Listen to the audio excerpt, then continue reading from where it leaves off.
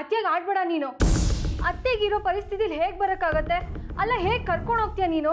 ಹೇಗೆ ಅಂದರೆ ನನ್ನ ಹತ್ರ ಕಾರ್ ಇಲ್ಲದೆ ಇರ್ಬೋದು, ಆದರೆ ಆಟೋ ಇದೆ. ಆದಿ, ನೀನು ಆಟೋಲ್ ಕರ್ಕೊಂಡು ಹೋದ್ರೆ ಅತ್ತೆ ಹೊಟ್ಟೆಗೆ ಹಾಕಿರೋ ಸ್ವಿಚ್ಚು ಬಿಟ್ಕೊಂಬಂದ್ಬಿಡತ್ತೆ. ಸ್ವಲ್ಪ ಅರ್ಥ ಮಾಡ್ಕೋ ಆದಿ. ಆಮೇಲೆ ಏನಾದ್ರು ತೊಂದರೆ ಆದರೆ ನೀವಿಬ್ರು ಯಾಕೆ ಜಗಳಾಡ್ತಾ ಇದ್ದೀರಾ? ನೋಡಿ, ನೀವಿಬ್ರು ಹೊಸದಾಗಿ ಮದುವೆ ಆಗಿದ್ದೀರಾ. ಇಲ್ಲಿದ್ರೆ ನಿಮಗೆ ಖುಷಿ ಖುಷಿಯಾಗಿರೋದಕ್ಕಾಗಲ್ಲ, ಫ್ರೀ ಇರಲ್ಲ. ನೀವಿಬ್ರು ಮನೆಗೆ ಹೊರಡಬಾರ್ದ? ಅಯ್ಯೋ, ನಿಮ್ಮನ್ನು ಬಿಟ್ಟು ಹೋಗೋದಾ? ಬೇಡ ಆದಿ, ನಾವು ಇಲ್ಲೇ ಇರೋಣ. ಹಾಗಂತ ಇಲ್ಲಿರೋದಕ್ಕೆ ನನಗಿಷ್ಟ ಇಲ್ಲ. ಅಕಸ್ಮಾತ್ ಇದೇ ಅವಕಾಶನ ಬಳಸ್ಕೊಂಡು ಅತ್ತೆನ ಇಲ್ಲೇ ಉಳಿಸ್ಕೊಂಡ್ಬಿಟ್ರೆ? ಹೌದಮ್ಮ, ನಾವು ಹೊಸ್ದಾಗಿ ಮದುವೆ ಆಗಿರೋದು, ಹನಿಮೂನು ಎಲ್ಲ ನಾನು ನಿನ್ನೆ ಮನೆ ಕರ್ಕೊಂಡು ಹೋದ್ಮೇಲೆ. ಅಲ್ಲಿವರೆಗೂ ನಿನ್ ಬಿಟ್ಟು ನಾನೆಲ್ಲೂ ಹೋಗಲ್ಲ. ಅದೇ ಅದು ಹಾಗಲ್ಲ ಕಣೋ. ಹಾಗೂ ಅಲ್ಲ ಈಗೂ ಅಲ್ಲಮ್ಮ, ನೀನು ರೆಸ್ಟ್ ತಗೋ.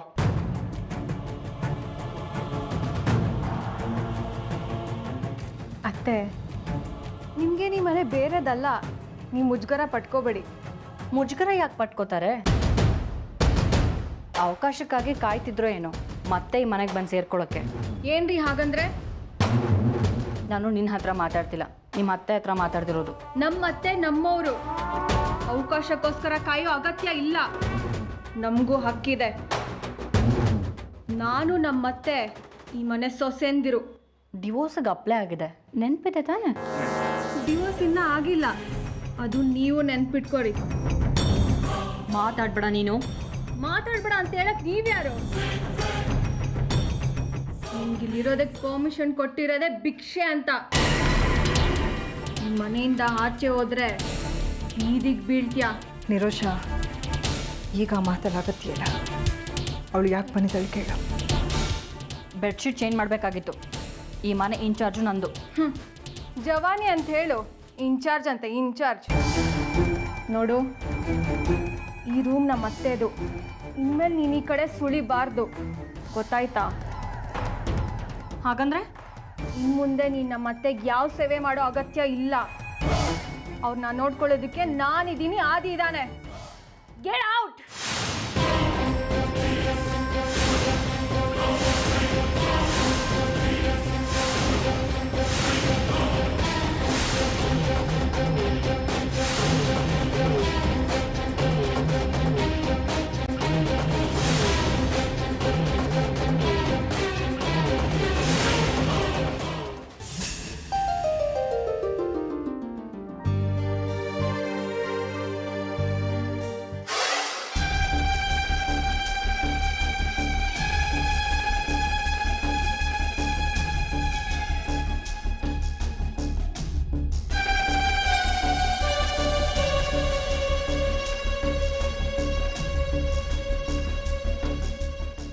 ಏನಾಯ್ತು ಅರ್ಪಿತಾ? ಏನೂ ಇಲ್ಲ ಬಿಡಿ. ಕಣ್ಣಿಗೆ ಧೂಳು ಬಿತ್ತಾ? ತಗೋ, ಇದನ್ನು ತಗೊಂಡೋಗಿ ಆರತಿ ಕೊಟ್ಬಿಡ್ ಬಾ.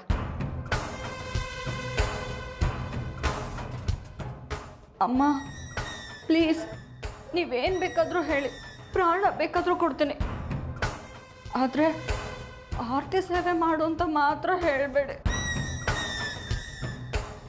ಯಾಕೆ? ಏನಾಯ್ತು? ಅವ್ರ ರೂಮಿಗೆ ಹೋದೆ. ರೂಮಲ್ಲಿರೋ ಬೆಡ್ಶೀಟ್ಸ್ ಎಲ್ಲ ಚೇಂಜ್ ಮಾಡಿ ಏರ್ ಫ್ರೆಶ್ನರ್ ಹೊಡೆದು ಬರೋಣ ಅಂತ. ಆದರೆ ಅತ್ತೆ ಸೊಸೆ ಇಬ್ಬರು ಹೇಗೆ ಎಗ್ರಾಡಿದ್ರು ಗೊತ್ತಾ? ಯಾರು? ಆರ್ತಿ ನಿರುಷಾನ? ಯಾಕಂತೆ? ಬೇಡ ಬಿಡಿಮ್ಮ, ಆ ವಿಚಾರ ಹೇಳಿದ್ರೆ ಚಾಡಿ ಹೇಳ್ದಂಗೆ ಆಗುತ್ತೆ. ಎಷ್ಟೇ ಆದರೂ ನಾನು ಹೊರಗಿನವಳು. ನೀವು ಇವತ್ತಲ್ಲ ನಾಳೆ ಒಂದಾಗ್ತೀರ. ನಾನು ಯಾವತ್ತಾದರೂ ನಿನ್ನನ್ನು ಬೇರೆಯವಳು ಅಂತ ನೋಡಿದ್ದೀನೇನೆ? ಕಟ್ಬಿಡ್ತೀನಿ ನೋಡು. ಅದೇನಾಯ್ತು ಅಂತ ಹೇಳು, ಇಲ್ಲಾಂದ್ರೆ ನಾನೇ ಹೋಗಿ ಆರ್ತಿನ ಕೇಳ್ತೀನಿ. ಅಯ್ಯೋ ಬೇಡ ಬೇಡ, ನಾನೇ ಹೇಳ್ತೀನಿ. ಹೇಳು. ಮೊದಲೇ ಆರತಿ ಅವ್ರಿಗೆ ನಾನು ನೆರಳು ಕಂಡ್ರೂ ಆಗಲ್ಲ. ನಾನು ಅವ್ರ ರೂಮ್ಗೆ ಬೆಡ್ಸ್ಬೆಡೆಲ್ಲ ಚೇಂಜ್ ಮಾಡೋಕ್ಕೆ ಅಂತ ಹೋಗಿದ್ನ. ಅದಕ್ಕೆ ಆರತಿ ಅವರು ಇನ್ಯಾವತ್ತೂ ಈ ರೂಮ್ ಕಡೆ ನೀವು ಬರಬೇಡ, ನೀನು ಈ ಮನೆಗೆ ಸೇರಿದವಳಲ್ಲ, ನಿನ್ನ ಜಾಗ ಈ ಮನೇಲಿ ಚಪ್ಪಲಿ ಬಿಡೋ ಜಾಗ ಅಂತ ಹೇಳಿದ್ರು. ಅಷ್ಟು ಮಾತ್ರ ಅಲ್ಲಮ್ಮ, ಇನ್ಯಾವತ್ತೂ ನನ್ನ ರೂಮ್ ಕಡೆ ಸುಳಿಬೇಡ ಅಂದರು. ಅವ್ರ ಹತ್ರ ಇಲ್ಲ ಥರ ಬಾಯಿಗೆ ಬಂದಂಗೆ ಬೈಸ್ಕೊಂಬಂದೆ. ಅಮ್ಮ ಪ್ಲೀಸ್ ಪ್ಲೀಸ್ ಅಮ್ಮ, ನನ್ನ ನಿಮ್ಮ ಮನೆಯಿಂದ ಆಚೆ ಕಳಿಸ್ಬೇಡಿ. ನನಗೆ ನಿಮ್ಮನ್ನು ಬಿಟ್ಟರೆ ಬೇರೆ ಯಾರಿದ್ದಾರೆ? ಅವ್ರು ಹೇಳ್ದಂಗೆ ಈ ಮನೇಲಿ ಚಪ್ಪಲಿ ಬಿಡೋ ಜಾಗದಲ್ಲೇ ಬೇಕಾದ್ರೂ ನಾನು ಇರ್ತೀನಿ.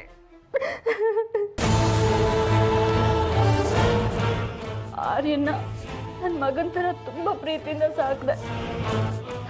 ಅವನ ಮಕ್ಕಳನ್ನು ನಾನು ಹಾಗೆ ನೋಡ್ಕೋತೀನಿ.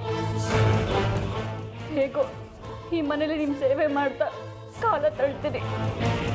ನಿಮಗೆ ಭಾರವಾಗಿ ಬದುಕಲ್ಲ ಅಮ್ಮ. ಪ್ಲೀಸ್ ನಾನು ಈ ಮನೆ ಬಿಟ್ಟು ಆಚೆ ಕಳಿಸ್ಬೇಡಿ. ಬಿಡೆ, ಕಾಲ್ ಬಿಡು. ಇದಳ ಮೇಲೆ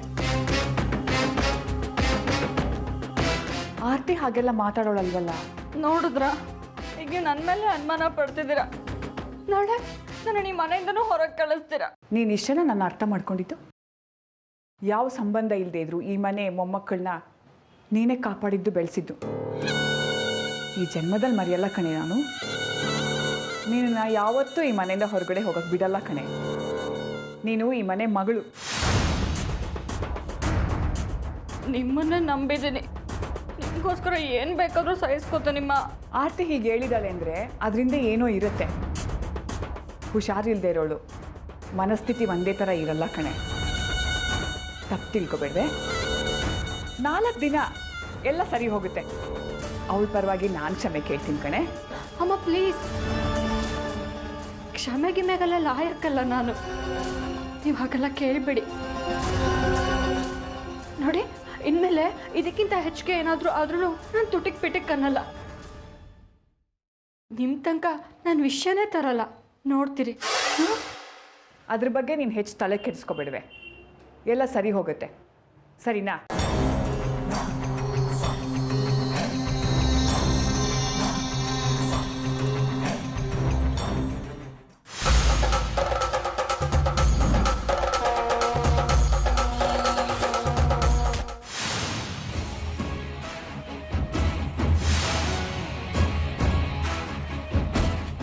ನೋಡಿದೆ ನಿನ್ನ ನಾಟಕ.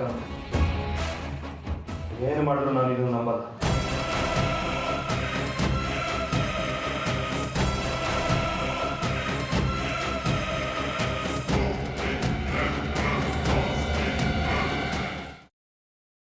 ಸ್ವಾತಿ, ಸ್ವಾತಿ, ಸ್ವಾತಿ. ಬಂದೆ ಬಂದೆ ಬಂದೆ ಬಂದೆ ಬಂದೆ ಬಂದೆ ಕಾಫಿಗೆ ತಾನೇ ಗೊತ್ತು. 1 ನಿಮಿಷ ಲೇಟ್ ಆಗ್ಬಿಟ್ರೆ ಭೂಮಿ ಆಕಾಶ ಒಂದಾದಾಗ ಆಗ್ಬಿಟ್ರೆ. ಅದಲ್ಲ ವಿಷಯ. ಯಾರು ಐರನ್ ಮಾಡಿದ್ನ? ಇನ್ನೇನ್ ಮಾಡ್ತಾರೆ, ನಾನೇ. ಹೇಗೆ ಐರನ್ ಮಾಡಿದೀನಿ ನೋಡಿದ್ರೆ ಸುಕ್ಕಾಗಿದೆ. ಅಯ್ಯೋ, ಐರನ್ ಮಾಡ್ಬೇಕಾದ್ರೆ ಕರೆಂಟ್ ಹೊಟ್ಟೋಯ್ತು, ಅದಕ್ಕೆ ಹೀಗಾಗಿದ್ಯೇನೋ. ಇನ್ನೊಂದ್ಸಲಿ ಮಾಡ್ಕೊಡ್ಲಾ? ಇನ್ ಯಾವಾಗ ಮಾಡ್ತೀಯ? ಡ್ಯೂಟಿಗೆ ಲೇಟ್ ಆಯ್ತು. ನಿನ್ ಕೈಲಿ ಆಗ್ಲಿಲ್ಲ ಅಂದ್ರೆ ಹೊರಗೆ ಮಾಡಿಸ್ತಿದ್ದೆ. ಫಸ್ಟ್ ಟೈಮ್ ಹೀಗಾಗಿದೆ ಅಲ್ವಾ? ಹೀಗೆ ಆಗಕ್ಕೆ ಯಾವತ್ತಾದ್ರೂ ಬಿಟ್ಟಿದ್ದೀನಾ? ಒಂದೇ ಒಂದು ದಿನ ಸಾಕು ನನ್ನ ಹೆಸರಿಗೆ ಬ್ಲ್ಯಾಕ್ ಮಾರ್ಕ್ ಬರೋದಕ್ಕೆ. ನಿನ್ ಕೈಲಿ ಆಗ್ಲಿಲ್ಲ ಅಂದ್ರೆ ಹೇಳ್ಬೇಕಿತ್ತು. ಯಾಕೆ ಹಿಂಗ್ ಮಾತಾಡ್ತಾ ಇದ್ದೀರಾ? ಏನಾಯ್ತು? ಏನಾಯ್ತು ಅಂದ್ರೆ, ಈ ಮನೇಲಿ ನಾನು ಒಬ್ಬನೇ ತಾನೇ ಸಿಗೋದು. ಎಲ್ಲ ವಿಷಯಕ್ಕೂ ಕಾಂಪ್ರಮೈಸ್ ಆಗೋದಕ್ಕೆ. ಯಾವ್ದೋ ವಿಷಯ ಎಲ್ಲೆಲ್ಲಿಗೋ ತಗೊಂಡು ಹೋಗ್ತಾ ಇದ್ದೀರಲ್ಲ, ಈಗ ಏನಾಯ್ತು ಅಂತ? ಏನಾಯ್ತು ಅಂದ್ರೆ, ಈ ಮನೇಲಿ ನನಗೆ ಅಂತ ಇರೋದು ಈ ರೂಮ್ ಮಾತ್ರ. ಇಲ್ಲೂ ನಾನು ಹೇಗ್ ಬೇಕೋ ಹಾಗೆ ಮಾತಾಡಬಾರ್ದು. ಆ ಸ್ವತಂತ್ರ ಇಲ್ವಾ ನನಗೆ? ಯಾಕೆ ಹೀಗೆ ಆಡ್ತಾ ಇದ್ದೀರಾ? ಬೆಳ್ಬೆಳ್ಗೆನೆ ಎದ್ಬಿಟ್ಟು ಫುಲ್ ಗರಂ ಆಗಿದ್ದೀರಾ. ಪೊಲೀಸ್ ಸ್ಟೇಷನ್ಗೆ ಹೋಗಿ 4 ಜನಕ್ಕೆ ಒದ್ರೆ ಅವಾಗ ಸಮಾಧಾನ ಆಗ್ಬೋದೇನೋ. ಈ ಪೊಲೀಸ್ ಅವರೆಲ್ಲ ಹೀಗೇನೆ. ಪೊಲೀಸರ ಬಗ್ಗೆ ನೀನ್ ಮಾತಾಡ್ಬೇಡ. ಏನ್ ಯೋಗ್ಯತೆ ಇದೆ ನಿನಗೆ? ನಿಜ ಹೇಳಮ್ಮ, ಆರತಿ ಅವ್ರನ್ನ ಇಲ್ಲಿ ಯಾಕೆ ಕರ್ಸ್ಕೊಂಡೆ ನೀನು? ಇದರಲ್ಲಿ ಮುಚ್ಚುಮರೆ ಏನಿದೆ ಸೂರ್ಯ? ನೀನು ಹೇಳಿದ್ದು ನನ್ನ ಕಂಡಿತ್ತು. ಆರತಿ ಇವತ್ತು ನಿನ್ನ ಜೀವ ಉಳಿಸಿದಾಳೆ. ನಾನು ನಿನ್ನ ಹೆತ್ತು ತಾಯಿ. ಅವಳು ನಿನಗೆ ಮರುಜನ್ಮ ಕೊಟ್ಟು ಆರತಿ ನಿನಗೆ ಬದುಕು ಕೊಟ್ಟವಳು. ಹೆಂಡತಿ ಮಾತ್ರ ಅಲ್ಲ, ತಾಯಿನೂ ಆಗಿದ್ದಾಳೆ. ಅದನ್ನು ನಾನು ಒಪ್ತೀನಿ. ಅದ್ರ ಬಗ್ಗೆ ನನಗೆ ಅಭಿಮಾನ ಇದೆ. ಆದರೆ ಆರತಿ ಅವ್ರನ್ನ ಇಲ್ಲಿ ಕರ್ಸ್ಕೊಂಡಿರೋದ್ರ ಹಿಂದೆ ನಿನ್ನ ಉದ್ದೇಶ ಏನಿದೆ? ಇಷ್ಟೇ ಕಣ. ಅವಳು ಋಣ ಅಂತೂ ತೀರ್ಸಕ್ಕಾಗಲ್ಲ ಅವಳ ತಾಯಿಯಾಗಿ. ಕನಿಷ್ಠ ಅವಳು ಹುಷಾರಾಗೋವರೆಗೂ ಆದರೂ ಅವಳ ಜವಾಬ್ದಾರಿ ನಾವು ತಗೊಳ್ಳೋಣ. ಅಷ್ಟೇ ತಾನೇ? ಇಷ್ಟೇ ಆದರೆ ಖಂಡಿತ ನನ್ನ ಅಭ್ಯಂತರ ಏನೂ ಇಲ್ಲ.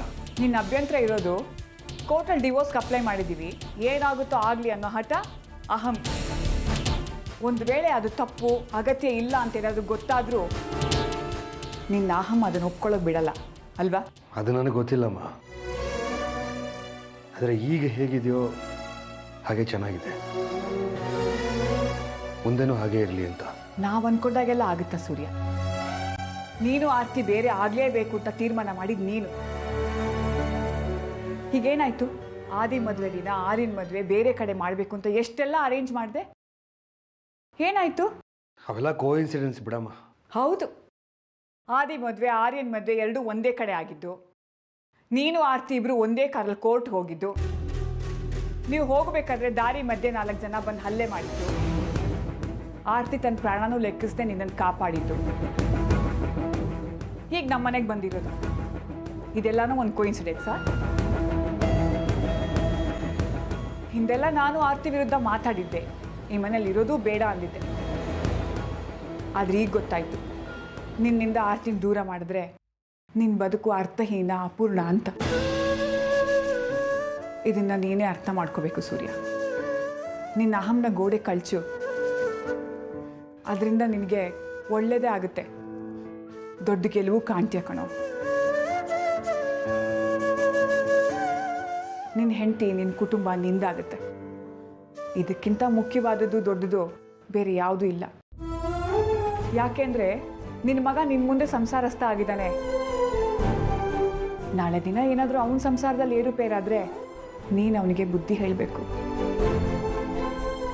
ನಿನ್ನ ಸಂಸಾರನೇ ನಿನ್ನ ಹಿಡಿತದಲ್ಲಿ ಇಲ್ಲದೆ ಇರೋವಾಗ ಬೇರೆಯವ್ರ ಸಂಸಾರಕ್ಕೆ ಉಪದೇಶ ಕೊಡೋಕ್ಕಾಗಲ್ಲ ಕಣೋ.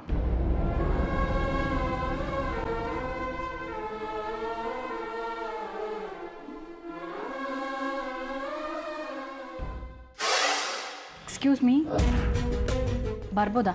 ಬಂದಾಗಿದೆಯಲ್ಲ, ಸ್ವಲ್ಪ ಸುಮ್ಮನೆ ಇರ್ತೀಯಾ? ಯಾಕೋ ಆರ್ಯ ಸಿಡುತ್ತೀಯಾ? ಹೊಸದಾಗಿ ಮದುವೆ ಆಗಿರೋ ರೂಮಿಗೆ ಬರೋದಕ್ಕೆ ಮುಂಚೆ ಪರ್ಮಿಷನ್ ತಗೋಬೇಕಲ್ವಾ?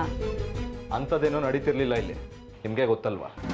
ಅದೇ ಹೊಸದಾಗಿ ಮದುವೆ ಆಗಿರೋ ರೂಮಿಂದ ಸದಾ ನಗುವಿನ ಸದ್ದು ಕೇಳ್ತಿರ್ಬೇಕು, ಅಥವಾ ಬಳೆ ಸದ್ದು ಕಾಲ್ಗೆಜ್ಜೆ ಸದ್ದು ಕೇಳ್ತಿರ್ಬೇಕು. ನೀವೇನ್ರೋ ಈಗ ಜಗಳ ಆಡ್ತಿದ್ದೀರಾ? ಜಗಳ ಆಡದೆ ಇನ್ನೇನು? ಹೇಗೆ ಇಸ್ತ್ರಿ ಮಾಡಿದಳು ನೋಡಿ. ನಾನು ಐರನ್ ಮಾಡಿರೋದು ಸರಿಗಿಲ್ಲ, ಒಪ್ಕೋತೀನಿ. ಹಾಗಂತ ಹೊರಗಿನವ್ರನ್ನ ಕರೆಸಿ ನ್ಯಾಯ ಮಾಡಿಸ್ಬೇಕಾ? ನೀನು ಅವ್ರನ್ನ ಹೊರಗಿನವ್ರು ಅಂತ ಕರಿತಿದ್ಯಾ? ನನ್ನ ಹೆತ್ತು ತಾಯಿ ನನ್ನ ಚಿಕ್ಕನ್ನೆಲ್ಲ ಬಿಟ್ಟು ಹೋದ್ರು. ಅವಾಗ್ಲಿಂದ ನನ್ನ ಎತ್ತಿ ಆಡಿಸಿ ಸಾಕಿದ್ದು ಇವರು. ಏನ್ ಮಾತಾಡ್ತಾ ಇದ್ದೀರಾ? ಅತ್ತೆ ಪಕ್ಕದ ರೂಮಲ್ಲೇ ಮಲ್ಕೊಂಡಿದ್ದಾರೆ, ಹುಷಾರಿಲ್ಲ ಅವ್ರಿಗೆ. ಕೇಳಿಸ್ಕೊಂಡ್ರೆ? ಕೇಳಿಸ್ಕೊಳ್ಳಿ ಬಿಡು, ಹೇಗಿದ್ರು ಮನೆಗೆ ಬಂದಿದಾರಲ್ಲ, ಕೇಳಿಸ್ಕೊಳ್ಳಿ ಅಂತಾನೆ ಹೇಳ್ತಾ ಇರೋದು. ನೋಡ್ದ್ಯಾ ಒಬ್ರು ಮನೆ ಒಳಗಡೆ ಬಂದು ಇಡೀ ಮನೆ ನೆಮ್ಮದಿ ಹಾಳು ಮಾಡೋದಕ್ಕೆ ಹೇಗೆ ಸಾಧ್ಯ ಅಂತ? ಏನ್ ಹಂಗಂದ್ರೆ? ಅವ್ರ ಮನೆಗೆ ಅವ್ರು ಬಂದಿದ್ದಾರೆ, ಹೊರಗಿನಿಂದ ಬಂದವರು ಈ ಮಾತಾಡಬಾರ್ದು. ಹೌದು, ನಾನಂತೂ ಹೊರಗಿನವಳು ಈ ಮನೆಗೆ ಬಂದಿದ್ದೀನಿ. ಆದ್ರೆ ನನ್ನಿಂದ ಈ ಮನೆಗೆ ಏನಾದರೂ ಕೆಟ್ಟದಾಗಿದೆಯಾ? ಆಗಿದೆಯಾ ಆರ್ಯ? ಖಂಡಿತವಾಗ್ಲೂ ಇಲ್ಲ. ಆರ್ತಿ ಅವರಂತೂ ಮದುವೆ ಆದ್ಮೇಲೆ ಈ ಮನೆಗೆ ಬಂದಿದ್ದು ರೋಗಿ ಥರ ಹಾಸಿಗೆ ಹಿಡಿದು ಕೂತ್ಬಿಟ್ಟಿದ್ದಾರೆ. ಮನೆಯವರೆಲ್ಲ ಅವ್ರ ಸೇವೆಗೆ ನಿಂತಿದ್ದು. ಅಲ್ಲ ಕಣೋ, ಮದುವೆ ಆದ ಹೊಸದು ಹೋಟ್ಲು, ಥಿಯೇಟ್ರು, ಪಾರ್ಕು ಅಂತ 4 ಕಡೆ ಸುತ್ಕೊಂಡು ಬರಬೇಕು ಅಂತ ನಿಮಗೂ ಆಸೆ ಇರಲ್ವಾ? ಇದನ್ನೆಲ್ಲ ಸೂರ್ಯ ಅವ್ರಿಗೆ ಹೇಳೋಕ್ಕಾಗತ್ತಾ? ಅವರೇ ಅರ್ಥ ಮಾಡ್ಕೋಬೇಕಪ್ಪ. ಇಲ್ಲ, ಹೊರಗಿನಿಂದ ಈ ಮನೆಗೆ ಬಂದಿರೋರು ವಾಪಸ್ ಹೊರಗೆ ಹೋದ್ಮೇಲೆನೆ ಮನೆ, ಮದುಮಕ್ಕಳು, ಸಂಸಾರ ಅಂತಲ್ಲ. ಆರ್ಯ ಏನ್ ಹೇಳ್ತಾ ಇದ್ದೀರಾ? ಹೌದು, ಆದಿತ್ಯ ಇಲ್ಲಿಂದ ಹೊರಗೆ ಹೋದ್ಮೇಲೆನೆ ನಮ್ಮ ಫಸ್ಟ್ ನೈಟು ಹನಿಮೂನ್ ಅಲ್ಲ. ನೋಡ್ದ್ಯಾ, ಈ ಸಂಪತ್ತಿಗೆ ಯಾತಕ್ಕಪ್ಪ ಮದುವೆ ಆಗ್ಬೇಕಾಗಿತ್ತು ಅಂತ ಅನ್ಸುತ್ತೆ ಅಲ್ವಾ? ಆಯ್ತಾ, ನೀವ್ ಬಂದ ಉದ್ದೇಶ ನೆರವೇರ್ತಾ? ಯಾಕಮ್ಮ ಹಾಗೆ ಮಾತಾಡ್ತೀಯಾ? ನಾನು ಬಂದಿದ್ದ ಉದ್ದೇಶ ಏನು ಅಂತ ಅನ್ಕೊಂಡೆ? ಇದೆ, ಇವ್ರನ್ನ ಕೆಂಟಿ ಈ ತರ ಮಾತಾಡ್ಸೋದಕ್ಕೆ. ಇವ್ರು ನಿರ್ಧಾರ ಮಾಡಿದಾಯ್ತು, ನೀವ್ ಅನ್ಕೊಂಡಿದ್ದು ಸಕ್ಸಸ್ ಆಯ್ತಲ್ಲ. ಇಲ್ಲ, ಇಲ್ಲಿ ಯಾರನ್ನೂ ಇನ್ಫ್ಲುಯೆನ್ಸ್ ಮಾಡಿಸ್ತಿಲ್ಲ. ಅವರು ಈ ಮನೆಗೆ ಹೆಜ್ಜೆ ಕ್ಷಣನೇ ನನಗೀಗ ಅನ್ನಿಸ್ತು, ಅದಕ್ಕೆ ನಿರ್ಧಾರ ಮಾಡಿದ್ದೀನಿ ಅಷ್ಟೇ.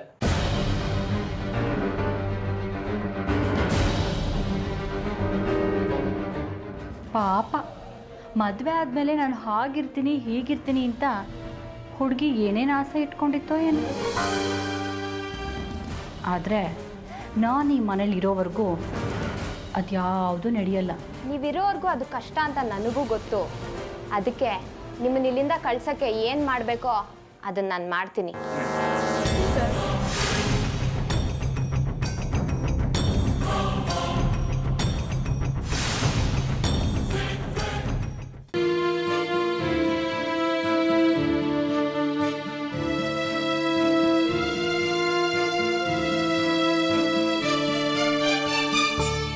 ವೆರಿ ಗುಡ್, ತುಂಬ ಚೆನ್ನಾಗಿ ಇಂಪ್ರೂವ್ ಆಗಿದೆ. ನೀವು ಬೆಡ್ ರೆಸ್ಟ್ ತಗೊಂಡಿರೋದ್ರಿಂದ ಹೀಗಿದ್ದೀರಾ. ಹೀಗೆ ಮುಂದುವರಿರಿ. ಆದರೆ ಸಂಜೆ ಹೊತ್ತು ಅಟ್ಲೀಸ್ಟ್ ಅರ್ಧ ಗಂಟೆ ವಾಕ್ ಮಾಡಿ. ಸ್ಲೋ ಆಗಿ ವಾಕ್ ಮಾಡಿ, ಆದರೆ ಯಾವುದೇ ಥರದ ಆಯಾಸ ಮಾಡ್ಕೋಬೇಡಿ. ಇಲ್ಲೇ ಮನೆ ಮುಂದೆ ವಾಕ್ ಮಾಡಿ, ಅಥವಾ ಹತ್ರದಲ್ಲಾದರೂ ಪಾರ್ಕ್ ಇದ್ದರೆ ಅಲ್ಲಿ ಹೋಗಿ ವಾಕ್ ಮಾಡಿ. ಒಳ್ಳೆ ಗಾಳಿ ಸಿಗುತ್ತೆ, ಮನಸ್ಸಿಗೂ ಕೂಡ ತುಂಬ ಹಗುರ ಆಗುತ್ತೆ. ಆದಷ್ಟು ಬೇಗ ಚೇತರಿಸ್ಕೋತೀರಾ.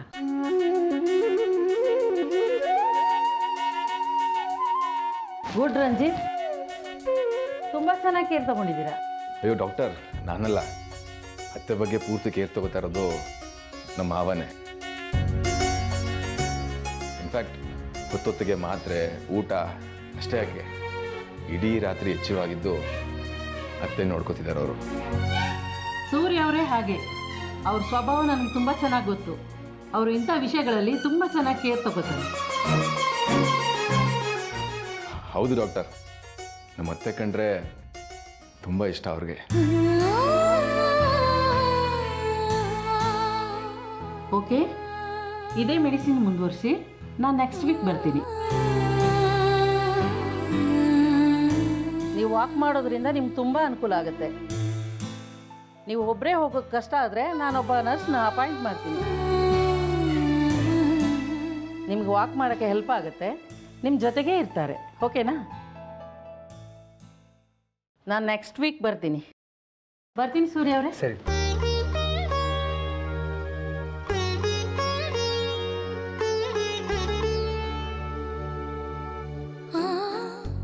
ಅತ್ತೆ, ಒಂದು ನಿಮಿಷ ಬಂದೆ.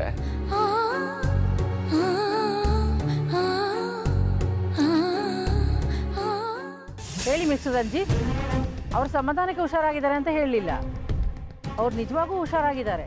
ಹಾಂ, ಗೊತ್ತಾಯ್ತು doctor, thank you so much. ಅದೇನೋ ವಾಕಿಂಗ್ ವಿಚಾರ ಹೇಳಿದ್ರಿ ನೀವು. ಹೌದೌದು, ತುಂಬ ಇಂಪಾರ್ಟೆಂಟ್. ಸರಿಯಾಗಿ ಎಕ್ಸಸೈಸ್ ಮಾಡಲಿಲ್ಲ ಅಂದರೆ ನರಗಳೆಲ್ಲ ತುಂಬ ವೀಕ್ ಆಗುತ್ತೆ. ಅದರಿಂದ ಮುಂದೆ ತುಂಬ ತೊಂದರೆ ಆಗುತ್ತೆ. Good, very good. I mean, walking ಮಾಡೋದು ಒಳ್ಳೆ ಐಡಿಯಾ. ಆದರೆ ಅವ್ರ ಜೊತೆಗೆ ಡೋಂಟ್ ವರಿ, ನೀವೆಲ್ಲ ತುಂಬ ಬ್ಯುಸಿಯಾಗಿರ್ತೀರಾ. ಅದಕ್ಕೋಸ್ಕರ ನಾನೊಬ್ಬ ನರ್ಸ್ನ ಕಳಿಸ್ಕೊಡ್ತೀನಿ. ಅದರಿಂದ ನಮಗೆ ತುಂಬ ಸಹಾಯ ಆಗುತ್ತೆ. ಇಲ್ಲ ಡಾಕ್ಟರ್, ಇಲ್ಲ, ನೀವು ನರ್ಸ್ ಕಳಿಸಿದ್ರೆ ನಮಗೆ ತೊಂದರೆ ಆಗುತ್ತೆ. ಅಂದರೆ ನಾವೇ ಅತ್ತೆನ ವಾಕಿಂಗ್ ಮಾಡಿಸ್ತೀವಿ. ನಾವೇ ಅಂದರೆ ಮಾವ. ಇಂಪಾಸಿಬಲ್. ಸೂರ್ಯ ಅವರು ಎಷ್ಟು ಬ್ಯುಸಿ ಇರ್ತಾರೆ, ಅವ್ರಿಗಿದೆಲ್ಲ ಆಗಲ್ಲ. ಡಾಕ್ಟ್ರೇ, ಪ್ಲೀಸ್ ಅರ್ಥ ಮಾಡ್ಕೊಳ್ಳಿ. ಮಾವನ್ನ ಈ ಕೆಲಸಕ್ಕೆ ಹಚ್ಚಿದ್ರೆ ಅಟ್ಲೀಸ್ಟ್ ದಿವಸದಲ್ಲಿ 1 ಗಂಟೆ ಆದರೂ ಅತ್ತೆ ಮಾವ ಏಕಾಂತವಾಗಿರ್ತಾರೆ. ಎಷ್ಟು ಅಂತ ಅವಾಯ್ಡ್ ಮಾಡ್ತಾರೆ? ಮಾತಾಡಲೇಬೇಕಾಗತ್ತೆ. ದಿನೇ ದಿನೇ ಮಾತು ಜಾಸ್ತಿ ಆಗುತ್ತೆ, ಪ್ರೀತಿನೂ ಜಾಸ್ತಿ ಆಗುತ್ತೆ. ಎನಿವೇಸ್, ನಾನು ಹ್ಯಾಂಡಲ್ ಮಾಡ್ತೀನಿ ಈ ವಿಷಯನ. ಆದರೆ ನಿಮ್ಮಿಂದ ಒಂದು ಹೆಲ್ಪ್ ಆಗಬೇಕಷ್ಟೆ. ಆರ್ತಿ ಸೂರ್ಯ ಅವರು ಒಂದಾಗೋದಕ್ಕೆ ನಾನು ಏನು ಬೇಕಾದರೂ ಮಾಡ್ತೀನಿ. ನರ್ಸ್ ಕಳಿಸ್ಬೇಕು ಅಂದ್ಕೊಂಡಿದ್ದೀರಲ್ಲ, ಅವ್ರನ್ನ ಈ ಮನೆಗೆ ಕಳಿಸ್ಬೇಡಿ ಅಷ್ಟೇ. ಆಯಿತು Ranjit, good luck. Thank you.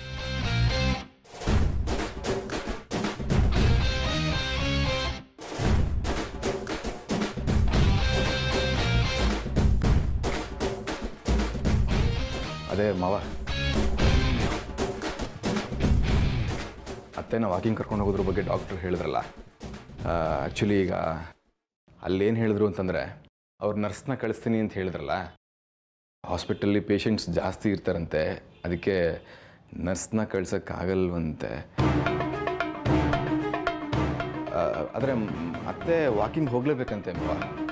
ಆದರೆ ಈಗ ಸಮಸ್ಯೆ ಏನಾಗಿದೆ ಅಂತಂದರೆ, ನಾನು ನನ್ನ ಕೆಲಸದಲ್ಲಿ ಬ್ಯುಸಿ ಇರ್ತೀನಿ, ಆರ್ಯ ಪಾಪ ನನಗಿಂತ ಬ್ಯುಸಿ ಇರ್ತಾನೆ. ಆದರೆ ಅತ್ತೆ ವಾಕಿಂಗ್ ಹೋಗಲೇಬೇಕು.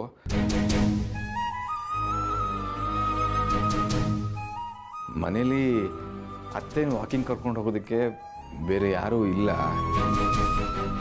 ಅರ್ಪಿತಾ ಇದ್ದಾರೆ ಮಾವ. ಬೇಡ.